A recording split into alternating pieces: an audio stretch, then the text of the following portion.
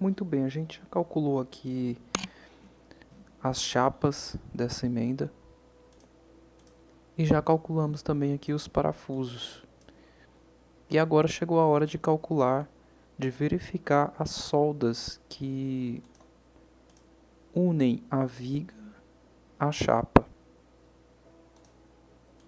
Então nesse contorno aqui, a gente vai ter as soldas, os cordões de soldas que vai unir as minhas vigas, os meus perfis, a essas chapas de topo que a gente calculou. E o que a gente vai fazer nessa aula é justamente abordar como a gente calcula essas soldas de forma segura e precisa, para suportar todas aquelas solicitações de momento, tração e força cortante. Então nós temos aqui a nossa emenda, essas são as solicitações que ela está sofrendo, que é o momento fletor, a força cortante e uma força de tração. Assim como nós fizemos nos parafusos, quando a gente vai fazer uma análise, a gente faz um corte aqui na seção de análise, de modo a calcular os momentos de inércia dos grupos de parafusos. Com a solda é a mesma coisa. Então a gente vai fazer um corte na região aqui onde tem a solda e vai ter que calcular primeiro os momentos de inércia só do cordão de solda para então fazer o cálculo do momento fletor, das tensões de flexão na solda. Depois a gente vai calcular a área do cordão de solda para ver qual que é a distribuição de tensão de tração. E na hora de calcular a distribuição de tensão de força cortante, a gente tem dois métodos, considerando ou não a teoria da distribuição de tensões de força cortante, ou seja, a distribuição de tensões de cisalhamento. Eu vou mostrar aqui os dois métodos, como é que se calcula, sendo que esses métodos é um pouco mais preciso do que os métodos que talvez você vai encontrar aí em alguns outros vídeos. O que o pessoal faz? Eles costumam considerar que todas as forças de tração vão ser suportadas pelas soldas que estão nas mesas do perfil, e todas as forças de corte vão ser suportadas pela solda que está na alma. Essa é uma abordagem mais simplificada e até segura para a questão, mas eu quero trazer aqui para vocês qual que é o método preciso de fazer esses cálculos, que é calculando o momento de inércia desse grupo de cordões de solda. E a partir desse momento de inércia a gente determinar quais são as tensões de tração na solda e então calcular ela para aguentar essas tensões. Então a primeira coisa que você tem que entender é que cada tipo de solda em perfis vai ter um cálculo de momento de inércia. Então aqui eu estou considerando que a gente só tem um cordão de solda nas partes de cima e de baixo das mesas e um cordão de solda em cada lado da alma. Sendo que na prática muitas vezes a gente também coloca cordões de solda aqui, né, na parte de dentro. E isso mudaria um pouco as fórmulas de cálculo. Sempre que eu vou calcular, eu considero somente as soldas da parte externa da mesa. A parte interna seria ali uma questão mais de segurança a mais para o projeto. Mas eu calculo, eu faço todo o dimensionamento só considerando soldas na parte externa da mesa. Então a expressão para calcular esse momento de inércia é essa que está aqui, onde a gente tem o A, que é a garganta do meu cordão de solda, o D é a altura do meu perfil, o T é a espessura da mesa do perfil, o H é a largura do meu perfil I, e aqui a gente tem o D de novo, e aqui, né, esse D elevado ao quadrado e essa expressão aqui elevado ao cubo dividido, a gente vai chegar no valor do momento de inércia. O perfil que a gente tem aqui é um W310 por 97 kg por metro. Então, através da tabela do fabricante, a gente consegue pegar todas as dimensões desse perfil.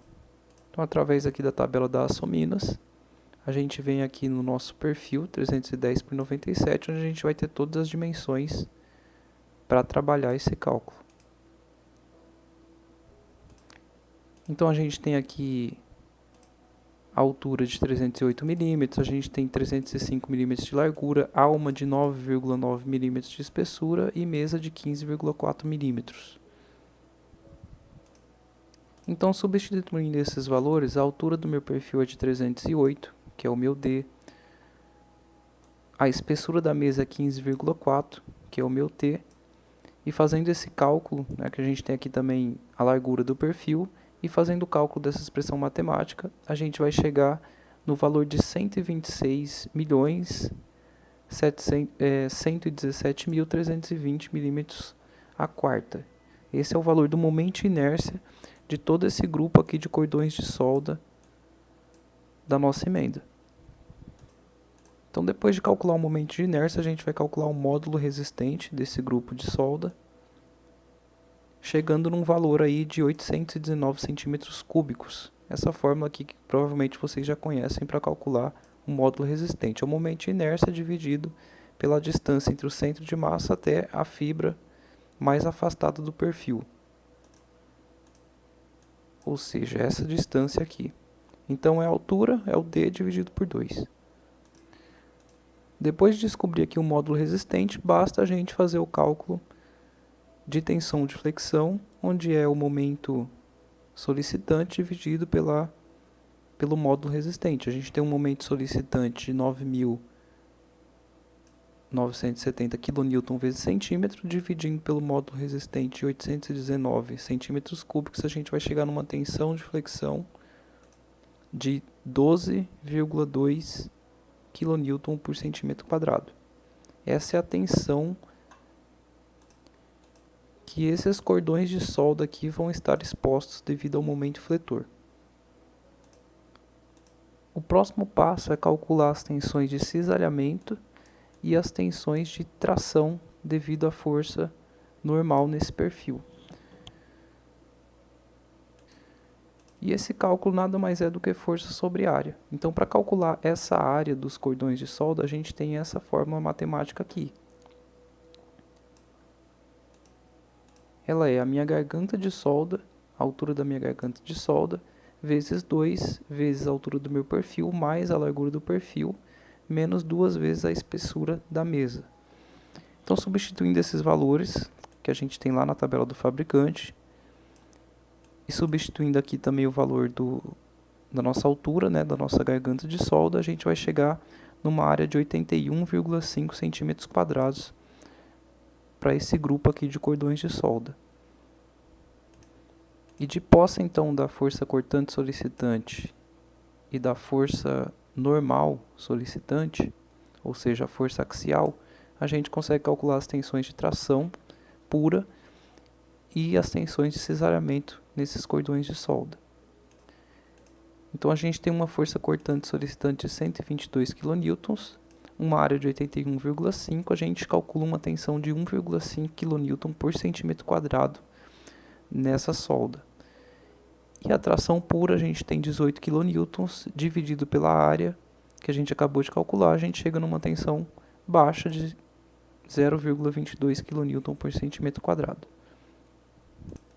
Uma vez que a gente calculou tudo isso, agora a gente tem que calcular quais são essas tensões combinadas no cordão de solda. Então a gente tem forças de cisalhamento, a gente tem forças de tração e a gente vai ter as forças de tração devido ao momento fletor nesses cordões de solda aqui mais afastados, que vão estar sofrendo as maiores tensões. A gente faz esse cálculo de tensões combinadas através do critério de Van Mises, onde a gente vai ter todas as tensões de tração ao quadrado, mais 3 vezes as tensões de cisalhamento ao quadrado. Depois que a gente fizer esse cálculo, a gente tem que tirar a raiz desse valor e a gente vai chegar no valor das tensões combinadas no cordão de solda. Chegando então numa tensão no valor de 12,7 kN por centímetro quadrado. O pessoal que gosta de trabalhar aí com megapascal, 127 megapascal. Muito bem, o que a gente faz agora com esse valor? A gente vai comparar com o valor que a solda resiste. Então a gente tem uma tensão de 12,7 kN por centímetro quadrado. mas quanto que ela resiste? Então a gente mensura essa resistência levando em consideração a tensão de resistência do meu eletrodo de solda. Então, considerando aqui que essa solda vai ser feita por um eletrodo E70, a gente vai ter uma tensão de resistência à tração de 48 kN por centímetro quadrado. E esse 0,6 aqui é a eficiência de solda que a gente tem que considerar. A gente coloca um fator aqui para abaixar essa resistência devido aos diversos defeitos que a solda pode ter ali no seu processo de soldagem, principalmente se as soldagens forem feitas em campo. Então esse coeficiente de eficiência de solda varia de 0,6 a 0,7, eu costumo usar sempre o valor de 0,6. Então eu chego aqui numa resistência da minha solda de 28,8 kN por centímetro quadrado. Então ela resiste a esse valor de tensão. E a tensão que ela vai estar exposta é 12,7. Uma vez que esse valor aqui é maior do que esse, é claro que está aprovado. Então a gente divide esse valor de tensões combinadas pela tensão que resiste para chegar num valor ali de porcentagem da qual a minha solda vai estar sendo exigida. Então essas solicitações vão exigir 44%, né, 0,44 da capacidade aqui do meu cordão de solda para ele feito aqui do jeito que a gente calculou. Tendo esses comprimentos e tendo a garganta de 7 milímetros pelo menos. Então esse é o cálculo completo pelo primeiro método, onde a gente chegou à conclusão que essa solda está ok para as solicitações que ela está sofrendo. Então o outro método que eu vou mostrar para vocês agora é o considerando a distribuição de tensão de corte. Esse método considera que só as soldas aqui da alma vai resistir às tensões de corte, às forças cortantes. Isso muda um pouco o cálculo, porque o cálculo das tensões de flexão não muda. É momento de inércia dividido por o momento fletor dividido por módulo resistente, que depende do momento de inércia do grupo dos cordões de solda. O que vai mudar aqui é somente o cálculo da tensão de cisalhamento, onde a gente vai considerar somente esses cordões de solda aqui. Então a gente tem a cota D', que é nada mais nada menos do que a cota interna entre as mesas do perfil. Seria essa dimensão aqui, interna, considerando aqui que no desenho não está aqui, mas considerando que essa solda está vindo até as partes internas aqui da mesa. Vezes a minha garganta de solda, vezes 2, porque a gente tem 2 cordões aqui. Então, fazendo esse cálculo, a gente tem ali a altura do meu perfil é de 308, essa altura aqui. A espessura da mesa é 15,4, então subtraindo esse valor a gente vai chegar num 277,2 para essa minha altura de linha, né? Multiplicando pela garganta vezes 2, a gente vai chegar nesse valor de área aqui, 3.881 mm². E fazendo o cálculo de novo da tensão de cisalhamento, né, que é solicitada em 122 kN, passando essa área aqui para centímetro quadrado, a gente vai chegar num valor de tensão de 3,14 kN por centímetro quadrado.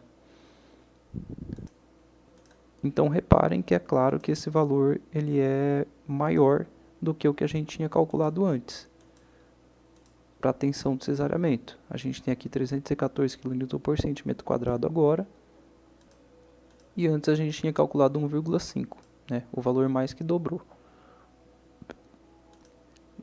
Mas então, tendo esse valor aqui de posse, a gente tem que recalcular agora para esse método de distribuição de tensões de corte, as tensões combinadas substituindo esse valor aqui que a gente calculou para a tensão de cesariamento. Então aqui o cálculo continua a mesma coisa como a gente já fez, só substituir aqui a tensão de cesariamento, a gente vai chegar numa tensão combinada agora de 13,6, que também é maior do que o que a gente tinha calculado antes, que foi de 12,7. E como vocês podem ver, por esse método também, a tensão está menor do que o eletrodo resiste. Então, o meu eletrodo, a minha solda resiste a 28,8 kN por centímetro quadrado. A gente tem uma solicitação de 13,6. E quando a gente divide esse valor de 13,6 por 28,8, a gente chega num valor ali de 47%, ou seja, o meu grupo de solda vai utilizar 47% da capacidade de resistência dele para resistir a essas tensões de operação. Então, só para encerrar, todo esse cálculo que a gente fez foi considerando a altura da garganta e não a altura da perna de solda. E a perna de solda que a gente especifica nos desenhos de projeto e no projeto da estrutura metálica. Então, como a gente calculou com 7, que é a garganta de solda, a gente multiplica por raiz de 2, a gente tem o valor da perna de solda. Então, a gente teria uma solda, todas essas soldas aqui seriam soldas de 10 milímetros de altura, para ela resistir a todas essas tensões que a gente calculou ao longo dessa videoaula aí. Então, o cálculo ele sempre vai ter esse roteiro. A única coisa que vai mudar são os momentos de inércia, porque se você tiver aqui um perfil diferente, um perfil I, a fórmula para calcular o momento de inércia vai ser diferente. Então, se esse perfil aqui for um perfil H, for um perfil retangular, for um perfil circular, você vai ter outra fórmula para calcular o momento de inércia, mas o resto, todo o roteiro de cálculo é o mesmo. Então, se essa aula ajudou você a ter um entendimento maior sobre o assunto, se esclareceu você de alguma dúvida,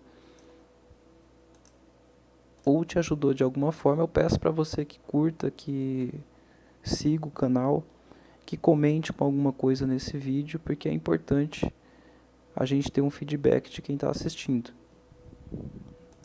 E também porque vocês sabem que isso ajuda bastante o canal a alcançar mais pessoas. E ajuda também aqui o nosso trabalho, porque dá muito trabalho fazer esses vídeos, gente. Então, se isso te ajudou, curta e siga o canal para apoiar o desenvolvimento de mais conteúdo.